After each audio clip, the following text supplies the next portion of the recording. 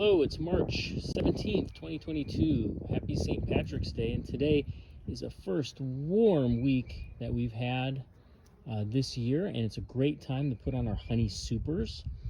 As you can see, we have two.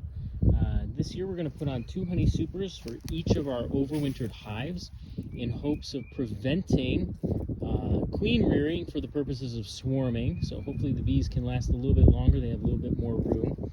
And also this is part of our experiment where we are running a test to see which types of frames that the bees will gravitate to first. So we have a full wire, and you can reference our first video. So full wire is both vertical and horizontal. We have bobby pin, so we have the same wax foundation in the full wire but held on by bobby pins. We also have a plastic frame that's been coated with wax. We have natural comb left over from last year. It's fully drawn. I believe there is a foundation to this. We have another natural comb next to it, and then we have better comb, if I can get this out of here, which is kind of like a synthetic wax. I'm not exactly sure what it's made from. It's from Eastern Europe, but it's sold by Better Bee. And then of course we have another bobby pin and another full wire flanking the outer edges. So the goal here is not to necessarily see which frame is better or has better honey production, but which one they go to first. Now, conventional wisdom says most bees go to the middle first.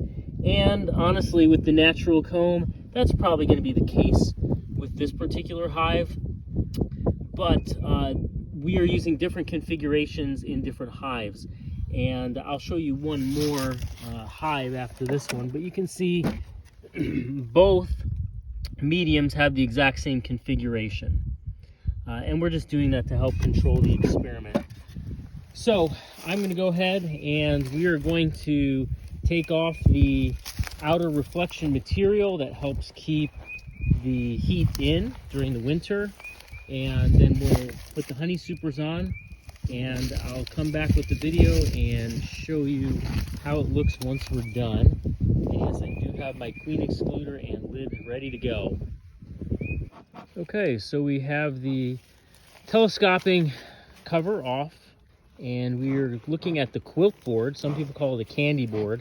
And that is used for insulation purposes because the bees will congregate toward the upper area of the hive due to the heat, and the insulation will help keep that heat in. Of course, the reflection material around the hive helps keep heat in, and to help with the condensation, because the bees do breathe out, we have burlap and wood chips. I'm going to go ahead and take this cover off. I smoked the bees a little bit, so they shouldn't be super angry with me. And there they are. And we still have a lot on the underside of the quilt board, and they're going to tend to just want to hang around there. I'm not going to shake them off right now. You can see some of the bees doing their little wiggle dance, saying, hey, here's where some of the nectar flow is. You guys need to go out and get it. So we're going to gently take this candy board and we're going to prop it up at the entrance. The bees will get some wonderful sunlight. So this is one of our smaller hives that overwintered, possibly our smallest. I'm going to blow a little bit of smoke on them so they're not super angry with me. And something that we can do that does help occasionally is spray them with a little bit of sugar water. So what this does is the sugar water sticks to their wings and makes it so they can't fly. So there are less angry bees flying at you, which is always very nice. And they start grooming each other. So they'll actually start eating or licking the sugar off of each other and the frames. So this makes it a lot easier for me to just lift this off.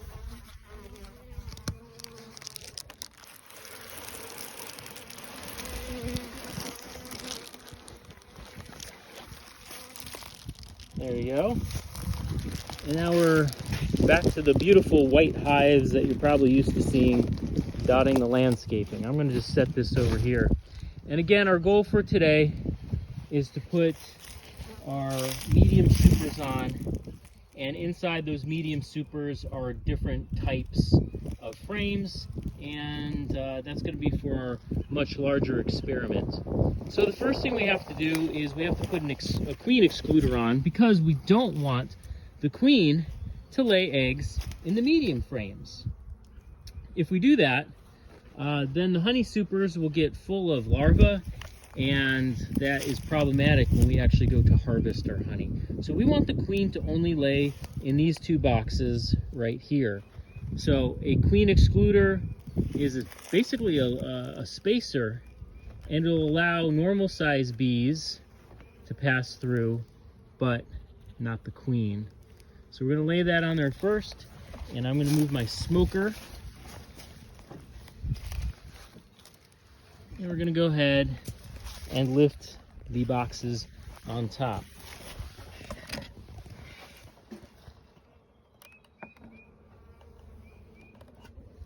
There's one, and we have another one with the same frame configuration. We do want to make sure they're spaced out a little bit, so now all scrunched up against the edges.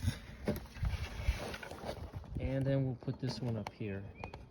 Again, normally we don't actually put two mediums on in the spring, but because we have so many bees overwintered, it's probably going to be best if we do that to help contain the swarming.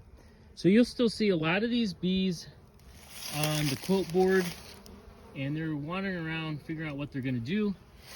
I'm going to go ahead and I'm going to tap them on the top so they go back into the hive. But because I'm holding the camera with an exposed hand, I'm probably going to stop the recording, put my glove on, and spray them down with some sugar water, and then put everything back together, and I'll be right back. All right, this is what it looks like with two deep brood boxes and two medium supers on top. The queen excluder is on, the lid is on, the telescoping roof is on, and the last thing we're going to do, since it's so warm out, as you can see, the bees are regrouping and clustering at the entrance. Well, if you can tell, there is an entrance reducer on that we keep on during winter to prevent warm air from escaping. It's also really good to have this on when you suspect there's robbing from other hives. So we're going to take this out just to allow more bee flow coming and going with pollen. You can see there's a few coming in here with pollen, but we just want to open up this entrance. And we're just going to use our hive tool to do that.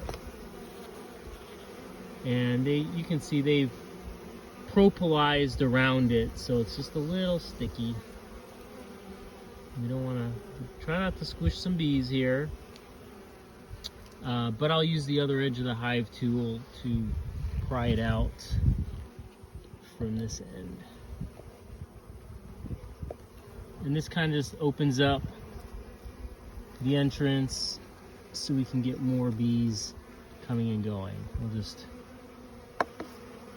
shake the bees off here. These are all guard bees.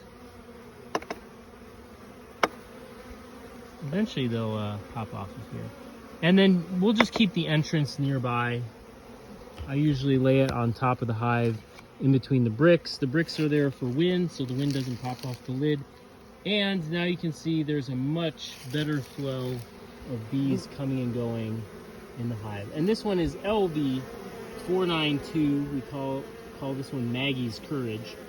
And the frames that we put in order with the different types of frames, we are going to record on an Excel spreadsheet, and then we will check the frames every week, count how many bees are in each frame, and we also weighed before honey, pre-honey if you will, how much each box weighs. And then when we go to harvest, we will weigh them, and that'll help us determine which boxes may have had more honey in them, and which frames were used first, and which direction the bees moved. I'll tell you what, I could just watch these bees all day. There's blue. Did you see that blue pollen? One's here, coming right back out again. Look at that. I actually don't know where we're getting blue pollen from. Boy, I wish I could get a really good picture of that one. And you see some bees here fanning. So they're gonna fan their wings out, and that helps circulate the air in the hive. So they're pulling all the, probably the warm air out. They're probably happy to have that reflection sleeve off. There it was again. Most of the time we're getting this pale yellow honey. There it is, blue honey, or blue pollen again. Sorry, more blue pollen. I don't know if that's the same bee or if there's more bees coming and going with this blue pollen on their legs.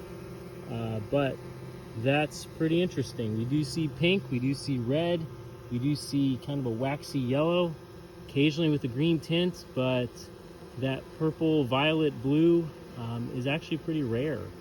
So we'll have to do some studying to see where they're getting that from.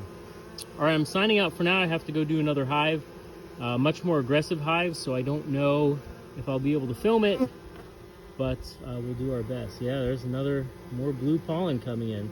That's pretty amazing.